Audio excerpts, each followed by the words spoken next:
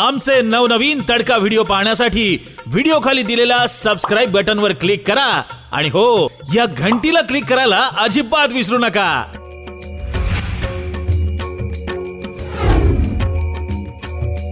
समाजाला 7 दिवस विनोद ऐकता यावा म्हणून सप्ताह, तुमचं माझं मनोरंजन व्हावं म्हणून सप्ताह, आमच्या सारख्या कीर्तनकाराच्या पाकिटाची व्यवस्था व्हावी म्हणून हा सप्ताह. नो हे विनोद उत्तर केले रंगावया चाड, 2 चरणामध्ये तुकोबरांनी सगळाच खुलासा केला भक्ती महोत्सव. स्वार्था करता, विनोदा करता, रंजना करता किंवा फसवणुकी करता कार्यक्रम होत नाही असं नाही, होतात अनेक आहेत. अहो, बऱ्याच लोकांनी स्वतःच्या कार्यक्रमाची आखणी करून ठेवली. मी एका दवाखान्याच्या बाहेर बोर्ड वाचलं, आमच्या दवाखान्यात कोणताही रोग बसून मिळेल फक्त 300 रुपयात, रोग बसला नाही तर 1000 रुपये मिळतील. कमाल झाली. आमच्या गावात एक बुद्धिमान माणूस होता, तो म्हणे आपल्याला कुठलाच रोग नाही, पण 1000 रुपये मिळवायचा प्रयत्न करायला हरकत काय, आपल्याला रोग नाही. पण 300 देण्याच्या निमित्ताने जर 1000 रुपये मिळवत असतील आपल्या बुद्धीनं तर हरकत काय. गेला ना महाराज, नमस्कार डॉक्टर साहेब नमस्कार, बोला. अहो म्हणे माझी जिभेची चव गेली हो, काय खातो काय कळत नाही, माझी अवस्था झाली, काय खातो आम्ही, आम्हाला काहीच कळत, जिभेला चवच राहिलेली नाही, चवच नाही. नाही बसा खुर्चीवर, बघू जीभ. त्याने जीभ दाखवली. सुरेश कोण होता, कंपाऊंडर. वा, बोला डॉक्टर साहेब. तो 4 नंबरचा ड्रॉवर उघडला त्याने, त्यातली ती कुपी काढ, बाटली काढ आणि 2 थेंब यांच्या जिभेवर टाक. त्यानं ते 2 थेंब याच्या जिभेवर टाकले, ते होतं पेट्रोल. तो म्हणे का हो डॉक्टर साहेब इथं पेट्रोल आहे, आणा 300. चव आली ना, हे पेट्रोल आहे हे तरी कळलं ना तुम्हाला, झालं ना राव काम माझं. 1000 मिळवण्याच्या नादात अक्कल खात्यात 300 गेले. ते स्वस्त बसू देतील नाही, त्याला काही राहावेच ना बा. तो म्हटला 1000 तर घ्यायचेच. 3-4 दिवसांनी गेला. नमस्कार डॉक्टर साहेब, तुम्हीच डॉक्टर ना, मी त्या दिवशी आलो होतो, तुम्हीच ना ते. का हो म्हटले, काय झालं असं काय विचारता. अहो म्हणे माझी स्मृती गेली हो, मला मागचं काही आठवत नाही, काहीच आठवत. अहो तुमचा दवाखाना सुद्धा आठवत नव्हता, 100 रुपये दिले रिक्षावाल्याला, ते सुद्धा आठवत नाही मला. बरोबर बसा. सुरेश, हेच नाव घेतलं होतं मी की दुसरं होतं.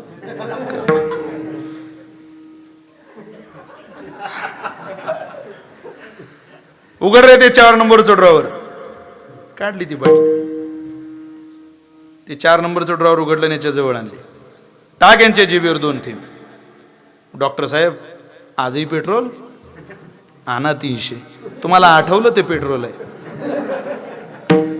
तुम्हाला मागचं काही आठवत नव्हतं, पण ही बाटली आठवली कशाची. बरं झालं, माझं काम झालं. आता हे रात्रभर चालू शकतं, पण एक शेवटचा पर्याय त्याने केलाच. तो 3ऱ्यांदा गेला. डॉक्टर माझी दृष्टी गेली हो, मला दिसतच नाही राव, काही दिसेना डोळ्याला. बसा. हात धरून बसवलं. बरं झालं म्हणे तुम्ही लवकर सांगितलं, पण मी डोळ्याचा डॉक्टर नाही, त्याच्यामुळे तुमच्या या गोष्टीचा इलाज होऊ शकत नाही. मग आणा 1000 रुपये. सुरेश दे गळ्यांना 1000 रुपये असं म्हटलं, आणि एक 500 रुपयाची नोट काढली आणि एक 100 रुपयाची नोट काढली, दिले त्यांच्या हातावर. हे घ्या 1000 रुपये. तो म्हटला काय खोटं बोलता राजीव डॉक्टर साहेब, 600 देता आणि 1000 रुपये सांगता, आणा 300. दिसतंय तुम्हाला. दुसऱ्याची फसवणूक व्हावी म्हणून तरी समाज बोलतो, दुसऱ्याचं रंजन व्हावं म्हणून तरी समाज बोलतो, काहीतरी वेळ मारता यावी म्हणून तरी समाज बोलतो. पण संत ज्या वेळेला एखादं कार्य करत असतात ते या कुठल्याच प्रकारात बसत नाही. ते फक्त हितावरी यावे, ऐशा बोलिलो या भावे, तो हिताचा कळवळा, जगी ऐसा बाप व्हावा, ज्याचा वंश मुक्तीस न्यावा, नाम घेता हरले पाप, ज्ञानदेव माय बाप विठ्ठल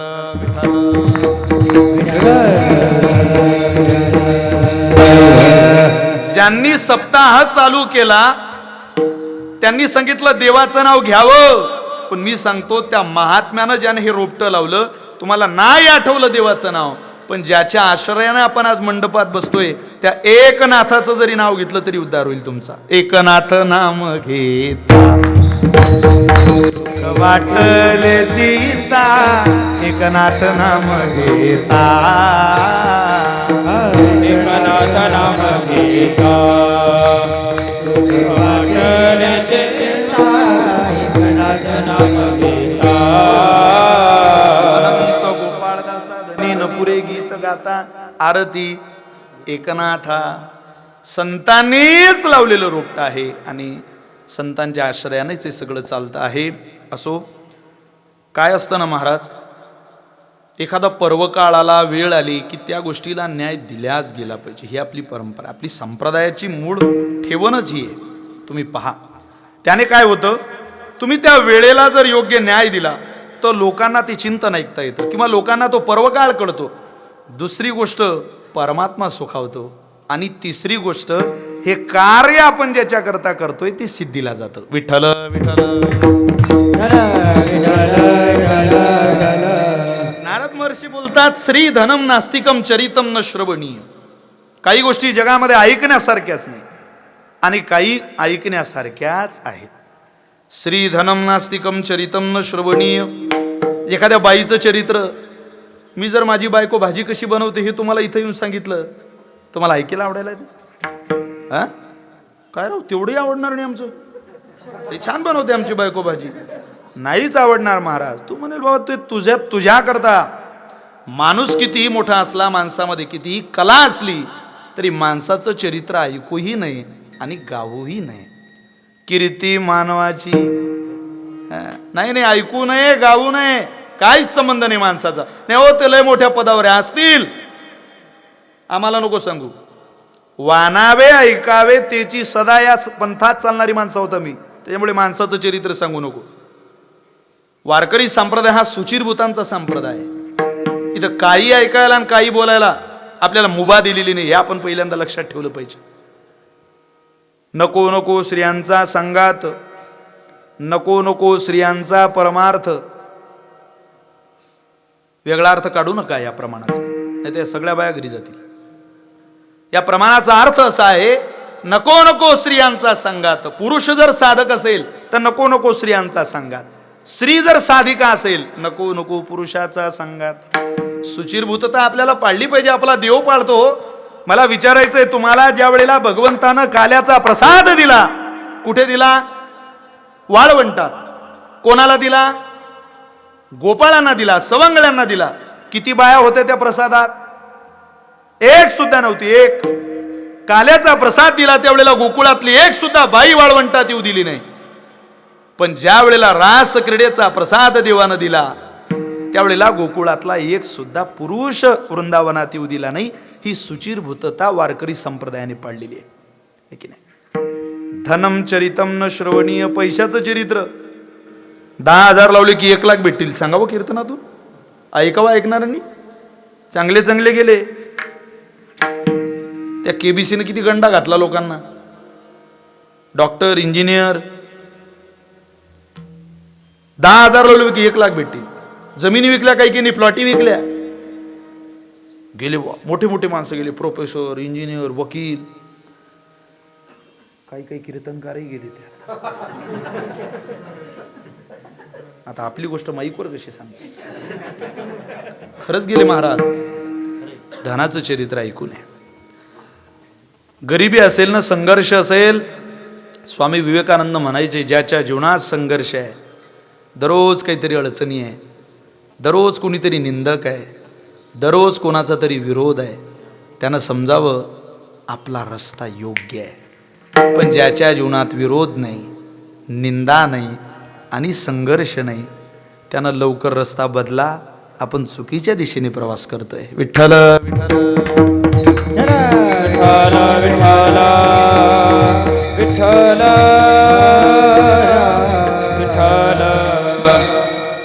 चरितम न श्रवणी. असेल ना गरिबी, म्हणून काय कोणालाही आपलं गरिबीचं दुःख सांगायचं. लोक आपलं दुःख ना हसत रडत ऐकतात आणि दुसऱ्याला हसत सांगतात, म्हणून आपलं दुःख कोणाला सांगू नये. चांगला शेतकरी आपलं बी कधी उघडं ठेवत नाही, तो त्याच्यावर माती घालतो. समाजाला सांगायचं असेल तर आपलं पाप सांगा, देवाला सांगायचं असेल तर आपलं पाप सांगा, आपल्या चुकीच्या असणाऱ्या गोष्टी सांगा. काय राव, मला हा नाट पाठच होत नाही हो. म्हणा ना, होईल पाठ, मला सगळंच पाठ आहे असं म्हटल्यानंतर संत सुद्धा अवकृपा करतील ना आपल्यावर. कोण पूर्ण आहे महाराज इकडे? संप्रदायामध्ये पूर्णतेला गेलेला कळस झाला जीवनाचा. नाही, आपण काय महात्मे येतो, आपण सर्वसामान्य माणसं, संतांची लेकर नाही का विठ्ठल भाऊ. आपण सेवा करतोय ना. वक्ते बाबा म्हणायचे, आता वक्ते बाबा शांत झाले. मी चातुर्मासामध्ये असताना एक गयाबाई नावाची बाई होती, ती भाकरी बनवायची. मग बाबा म्हणायचे, का रे तुम्ही लेको 7 वाजता उठता आणि गयाबाई 4 वाजता उठते. गयाबाई 4 वाजता उठायच्या. 4 वाजता उठूनही ती बाई चंद्रभागेला स्नानाला जायची. महाराज प्रामाणिकपणानं कबूल करतोय, आम्ही सुद्धा टाळाटाळ करायचो. दररोज काही चंद्रभागेचं स्नान मी सुद्धा केलेलं नव्हतं, पण ती गयाबाई जायची. बाबा म्हणायचे, लेको हो, गयाबाई आपल्याला भाकरी बनवते, अरे तिच्या बरोबर जात जा चंद्रभागेत. का हो बाबा, नुसती भाकरी बनवते म्हणून तिच्या बरोबर जायचं? नाही रे, भाकरी बनवणाऱ्या पंढरपुरात अनेक बाया आहे, पण तुम्ही तिच्याकरता का जात जा याचं कारण असं आहे, ती म्हातारी आहे. एका हातात तिचं लुगडं धरत जा, दुसऱ्या हातात तिचा तांब्या धरत जा, आणि ती चंद्रभागेचं स्नान करते, हा विधी करते. तिला मठात घेऊन येत जा. मुक्ताबाईच्या मठापासून दत्त घाटावर काही लांब नाही चंद्रभागा माऊली, आमच्या मठातूनच दिसते. तिला आणत जा. एवढ्या करता भाकरी घालते म्हणून नाही, ते दररोज गीतेचं पारायण करते. भाकरी बनवणाऱ्या बाया अनेक आहेत, पण गीता माऊलीचं पारायण करून जीव घालणारी माऊली एखादीच गयाबाई सारखी आहे. तुमची वाचा पवित्र होईल पोरं हो, जी भजन करत गीता माऊलीचं पारायण करत भाकरी बनवते. हे त्यांचे शब्द आहेत. काय परमार्थ असेल महाराज? काही काही लोकांची निष्ठा फार मोठी. म्हणजे अशा स्त्रीचं चिंतन आपण कानाने ऐकलं तरी चालेल, पण विनाकारण धनाच्या गोष्टी, आपल्याला बरं वाटणाऱ्या गोष्टी आपण ऐकू नये. लोक आपलं कठीण काळ चालला असेल, पैशाची कमी असेल, तर आता भविष्याला कानाला हात दाखवत फिरतायत. बघा आमचा हात, बघा आमचा हात. काय हात दाखवतो भल्या माणसा? ज्याला हात नाही त्याचं बी भविष्य. ज्याला हात नाही तो मेला का? जगतोय तो, आणि तू काय हात दाखवतो रे कोणाला? अरे त्याचंच तर काही नाही, खरं नाही. कोणाचं? त्या हात पाहणाऱ्याचं काय आयुष्य भविष्य कोणाच्या हातात आहे? प्रारब्धवादी जर असेल भल्या माणसा, तर होईल तुझं कल्याण. देवावरती विश्वास ठेव. कधीतरी वेळ येते प्रत्येकाची, लोक हात दाखवतात. बरं, ज्याला कवडीच्या अक्कल नाही त्याला हात दाखवतात. ज्या बाईच्या पोराचं लग्नच होत नाही, त्या बाया तर वेळा झाल्यासारख्या वागताय. पाहो महाराज, पा तो म्हणतो आज वेळ नाही, उद्या या. अहो पाहो महाराज, उद्या या बाई. आणि येताना तुमच्या पोराची कुंडली आणा. तसे येऊ नका. हे बाई दुसऱ्या दिवशी घ्या बुवा, पहा तेवढं नंबर. बरोबर, आणा बाई. तुमच्या मालकाचं नाव तुकाराम आहे? हो म्हणे, खरं आहे ते. मी मा पोराच्या लग्नाचं विचारायला आले. तुम्हाला 3 मुलं आहे? हो म्हणे आहे. 1 मुलगी आहे? हो. तुम्ही काल रेशन दुकानातून 40 किलो गहू आणले? त्या बाईनं पायात धरले. म्हणे, बापा महाराज, लय महाराज लोक पाहिले, पण तुमच्यासारखा नाही पाहिलं. आम्ही किती पोरा हे तर जाऊ द्या, पण नावासहित मी काल रेशन दुकानात गेलती, हे बी तुम्हाला समजलं? बाई तुम्ही काल तांदूळी आणले म्हणे, बापा पण तुम्हाला समजून कसं राहिलं? मी न तुले कुंडली मागितली होती. म्हणे, बाई तू रेशन कार्डाची झेरॉक्स घेऊन आली, आता काय सांगू दुसरं तुले मी? त्याच्यावर हेच आहे ना सगळं, तुझ्या कुटुंबाचा इतिहास, भूगोल, नागरिकशास्त्र. विठ्ठल विठ्ठल.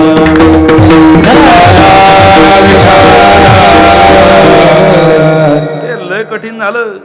ते पोपटपंची तर याच्याही पुढचे, त्याला तर गिरायकच भेटलं नाही संध्याकाळपर्यंत. त्यानं सांगितलं, राघो आज तू मेरे नाम की चिठ्ठी निकाल, मुझे गिरायक क्यों नहीं मिला. काढली पोपटानं चिठ्ठी. त्याच्यावर लिहिलं होतं, कुछ काम धंदा कर, अपना पेट भर, लोगों को फसाना बंद करते. वजा करा विनोदाचा भाग, पण धनाचं चरित्र कोणाला ऐकूही नये, कोणाला विचारूही नये. नास्तिकम चरितम न श्रवणीय, हे सूत्र नारदांनी सांगितलंय. नास्तिक माणसाचं चरित्र कीर्तनातून ऐकू नये. चला, काय ऐकू नये याचा विस्तार, याची यादी तुमच्या समोर मांडत नाही. काय ऐकावं? नाथ महाराज म्हटले, सगुण चरित्रे परम पवित्रे सादर वर्णावी, संत वृंदे मनोभावे आदि वंदावी, जेणे करुणी मूर्ती ठसावी अंतरी श्री हरीची, ऐसी कीर्तन मर्यादा हे संतांच्या घरची. जे समाजाला ऐकून अंतकरणामध्ये ती देवता प्रगट होईल, तो भाव त्या देवतेचा अंतकरणात उतरेल, ते ऐकावं. म्हणून आज म्हणतोय, दत्त ध्यावा दत्त गावा, दत्त ध्यावा दत्त. एखाद्या माणसानं शर्ट सेम घातलेला असला, सारखा असला, तर त्यांची मैत्री होती पार्टीला गेल्यावर. पण सारख्या साड्या असल्या तर त्या बाया जोडजोडी येत नाही. हिनं बघा हेच नेसाव नाही होत. तो स्त्री जातीला दिलेला विशेष गुण आहे. म्हणजे माझं नाव पुढे असावं हे बाईला प्रत्येक वाटतं. ती माझी आई असेल, तुमची आई असेल, या जगातली कोणती बाई असेल, तिला कोणाच्या तरी, म्हणजे पतिसेवा हा तिचा धर्मच आहे, तिची उपासना आहे ती. पण या उपासनेमध्ये मी सर्वोच्च स्थानी असावं हा भाव पार्वती मातेचा आहे, देवाच्या पत्नीचा सुद्धा आहे. तुमच्या माझ्या पत्नीनं केला तर काय गैर आहे? स्वभाव आहे तो. उपासनेमध्ये आम्ही पुढे असावं, व्रत वैकल्यामध्ये आम्ही पुढे असावं. 16 सोमवाराचं व्रत असेल तर माझं सगळ्यात कठीण व्रत असावं. असतं की नाही आपल्या गावामध्ये सुद्धा? वाटतं की नाही स्त्रियांना? आपल्या करता आपण सुद्धा जितकी व्रत वैकल्य करत नाही, इतकी आपली माऊली करते, म्हणजे अर्थात आपली पत्नी आपल्या करता करते. ती म्हणे माझ्यापेक्षा, अगं म्हणे तुझ्यापेक्षाही. कोण? अनुसया. हसायला लागली. माझा विश्वास नाही म्हणे, माझ्यावर नसेल पण साधू व्रत आहे, नारदा व्रत आहे. नारायण आले पो नारद. बोला नारदा, कसं काय येणं गेलं? म्हणे तुम्हालाच भेटायला, तुम्ही स्मरण केलं म्हणून. बरं झालं नारद महर्षी तुम्ही आले. खरं सांगा, या विश्वात कोण पतिव्रत आहे? नारद महर्षी हसायला लागले, गदगदा हसायला लागले. असं वर्णन केलेलं आहे. 67 चरणाचा अभंग आहे दत्त आख्यानाचा, नाथ महाराजांचा. किती चरणाचा?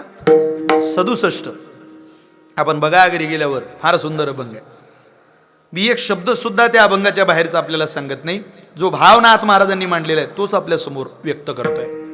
मग नाथ महाराज काय झालं पुढे? नारद महर्षी हसायला लागले. सांगतात, तुम्ही नाही, तुमच्यापेक्षाही श्रेष्ठ एक पतिव्रता आहे, जी जीवाभावानं आपल्या पतीची सेवा करते, ती म्हणजे अनुसया. असं?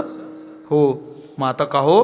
तिचंच नाव लौकिक गेलो म्हणजे तुमच्यावरती तिचंच नाव लिहिलं जाणार आहे. बघा, यादी यायच्या अगोदर करा काहीतरी.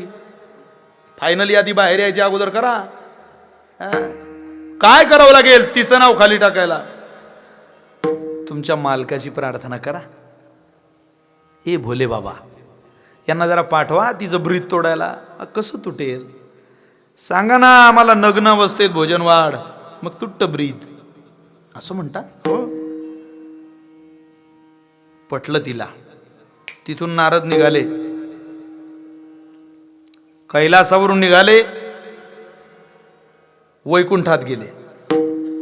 भगवंताची पत्नी लक्ष्मी, काय घडलं आतापर्यंत? काय चाललंय? म्हणे असंच, सध्या चर्चा अनुसयीची जास्त आहे, तुमची कमी आहे, असं म्हणताय. काय करावं लागेल? पाठवा मालकाला तुमच्या, नग्नावस्थेत भोजन वाढायला लावा. तिथूनच सत्यलोकाला गेले, ब्रह्मदेवाच्या घरी. सावित्री माता बसलेल्या. काय चाललंय? अनुसया, काय करावं लागेल? पाठवा ब्रह्मदेवाला. तिन्ही ठिकाणी सांगितले महाराज निरोप. आता ब्रह्मदेवाला घडूनच आणायचं होतं ते सगळं. तिने अशा खवळल्या. प्रत्येकीनं आपल्या मालकाला प्रार्थना केली, तुम्हाला जावंच लागेल. श्रीहट्ट त्या काळातही होता, आजही आपण पाळतो.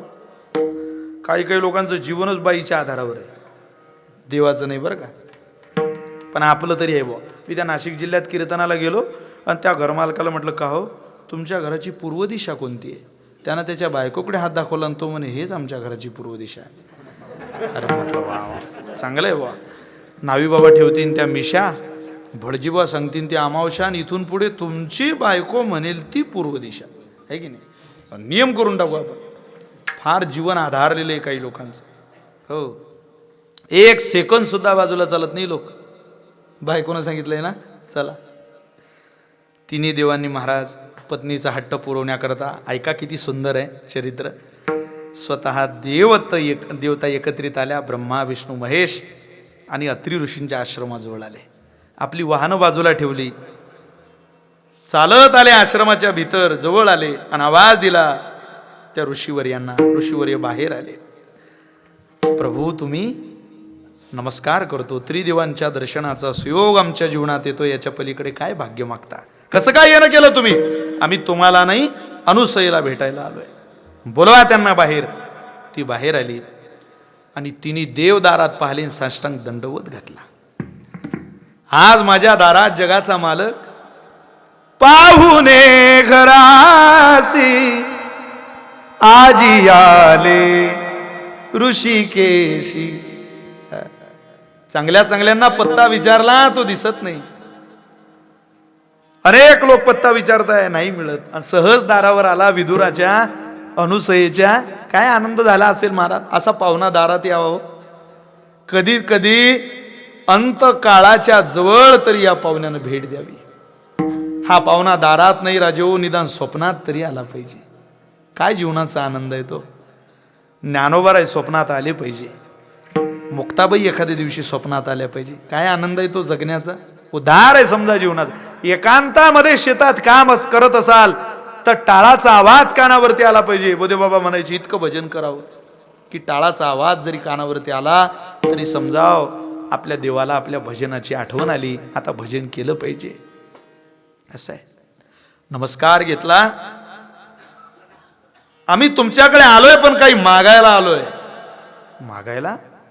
देवाने आमच्या दारात काही मागावं, आम्हाला काही मागावं, आणि आम्ही तुम्हाला काय देऊ शकतो? आमच्याजवळ काय? या विश्वाचं पालन पोषण करणाऱ्या परमात्म्याला आम्ही काय देणार? आम्ही मागू ते द्याल का? मागा. आम्हाला नग्न अवस्थेत भोजन वाढा. नग्न व्हा आणि भोजन द्या. नग्न होऊन या घाली भोजन. पाहता क्षणाचाही विलंब न करता होकार दिला अनुसया मातेने. क्षणाचाही. त्या मग करा व्रताची पूर्ती. पण वाढलं कसं भोजन? तिन्ही देवतांच्या मस्तकावरती हात ठेवला आणि त्यांना कुमर केले, बालक केले छोटे. तिन्ही बालक भूमीवरती पडलेले आहे. नग्न अवस्थेमध्ये एका एकाला स्तनपान करवलं आणि त्यांना तृप्त केलं, भोजन घातलं. लगेच शीघ्र, शीघ्र शब्द वापरलेला आहे नाथांनी. शीघ्र आपली वस्त्रे घातली आणि वस्त्रे घातल्यानंतर हात ठेवून त्यांना मोठं नाही केलं. पुढे काय केलं? सुंदर पाळणा बनवला. त्या पाळण्यामध्ये तिन्ही देवांना घातलं. तिन्ही देव एका पाळण्यात राहत नव्हते. त्या काळातही खातेवाट पाहून भांडणं व्हायचे बहुतेक. मग वेगळ्या वेगळ्या पालख्या केल्या. 3 वेगळे वेगळे पाळणे. आणि तिघांनाही 3 पाळण्यात घातलं. पहिल्यांदा झोपवते आहे ब्रह्मदेवाला, म्हणून पाळणा. 3 चरण मला आठवले तर नक्की म्हणू, पण जेवढं आठवेल तेवढं. अनुसय मातेनं म्हटलेले पाळणे आहेत. हर मग म्हणे चतुरानना, मग म्हणे चतुरानना,